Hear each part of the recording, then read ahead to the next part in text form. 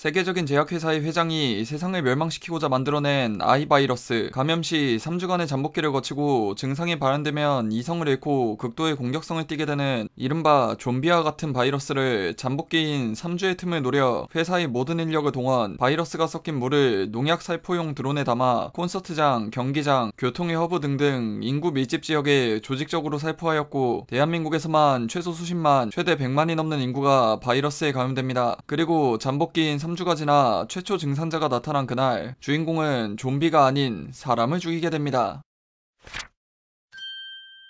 자, 오늘은 순도 100% 악인이 주인공으로 나오는 아포칼립스의 약탈자 세계관을 하나씩 뜯어보도록 하겠습니다. 사실 이 소설이 주인공의 행동과 성격이 워낙 레전드라 그렇지 세계관과 자잘한 설정들도 만약 현실에서 좀비로 인해 아포칼립스가 온다면 이런 방식이지 않을까 생각이 들 정도로 탄탄하게 짜놓은 작품이죠. 그래서 오늘은 주인공의 성격보단 이 세계관을 한번 뜯어보도록 하겠습니다. 일단 좀비로 인해 사회가 무너져가는 과정, 사실 그동안의 일반적인 좀비물들의 설정과 사람들의 인식을 보면 실제로 좀비 바이러스 같은 게 현실에 생겨도 그걸로 사회가 무너지는 건 사실상 불가능에 가깝죠. 좀비가 아무리 많고 신체 능력이 강해봐야 일부 세계관에서 나오는 더 이상 인간이라 볼 수 없는 특수 좀비 같은 게 아닌 이상 잘 무장된 군대를 이기는 건 사실상 불가능하죠. 이 소설에서는 좀비의 무력에 의한 아포칼리스가 아닌 사회 기능 마비를 통한 아포칼리스가 찾아옵니다. 이 소설에서 가장 핵심인 설정은 좀비가 죽은 사람, 시체가 움직이는 게 아닙니다. 좀비는 그저 바이러스에 감염된 병에 걸린 사람일 뿐이죠. 만약 백신이 발명된다면 다시 예전으로 돌아올 수도 있다는 희망, 그리고 3주간의 잠복기 때문에 자신이 현재 감염되었는지 안 되었는지를 모른다는 공포가 사회를 무너뜨리는 가장 큰 이유가 되죠. 만약 감염을 막기 위해 좀비를 다 죽인다? 자신이 감염되었는지 안 되었는지도 모르는 상황에서 좀비를 다 죽이는 것에 찬성하면 자기 자신 혹은 가족과 주변 사람들이 좀비가 되어서 사살될 수도 있죠. 만약 백신을 발명하면 원래대로 돌아올 수도 있는 살아있는 사람이 말이죠. 이러한 과정을 통해 초기 진압에 실패하고